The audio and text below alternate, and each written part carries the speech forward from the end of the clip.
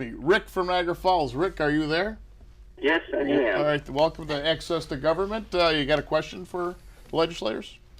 Yeah, Mr.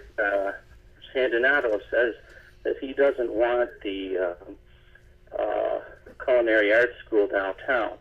He didn't say that. That's not what I said. He did not say that. I said I don't want it in the Rainbow Center Mall. The way it is right now. I think what they said, Rick, is that they definitely are very for it being somewhere in the city of Niagara Falls. And he just said he didn't want it in the Rainbow Mall. Where would you like it? Okay, that's a good question. I'm open up to a lot of suggestions here. I just don't want to. I don't feel that it's necessary to operate a building, a third of a building, while somebody owns 2/3 of the other part of the building. Okay, because whether that culinary succeeds or fails, that property, we're either going to expand the culinary center or other ideas with it, or you're going to try to get out of it. Well, Rick, do you support the location of that facility, that institute in the Rainbow Mall? Yes. Okay, and well, this is probably a good time for this conversation because this is Legislator Marasco, correct? Yes. All right. Well, I think at this point in time, you should probably share with us why it is that you believe the Rainbow Mall is the optimal site for that institute, so that we can engage in that conversation. It's the largest place there. It's got all the bells and whistles that are needed to occupy an institute of that nature, and it's located in a very predominantly tourist area. And when people come into the falls, obviously they're going to go see the falls, and then they're going to look around for things to do. And one of the things to do would be to have that institute right there for them. When I was campaigning, I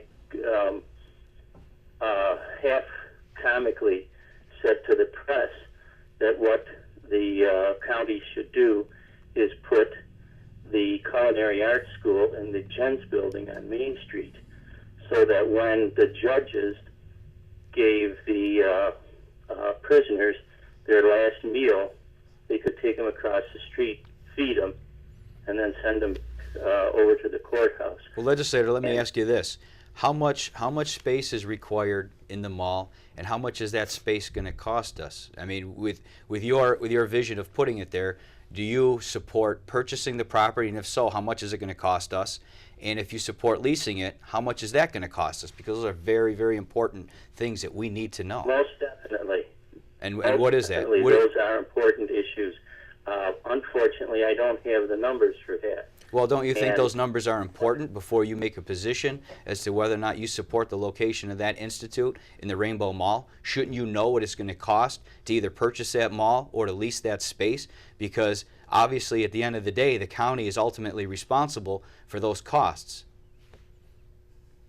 Well, you guys, the Republican majority, are in charge on the legislature. So you have no role whatsoever as a legislator? No matter what I say, as a Democrat, I'm outnumbered 15-4. Well, first of all, I take exception on two levels. I First can of tell all, you what my opinion is. As far as the numbers go, I can research that and find out. You don't know what the numbers are. You know already.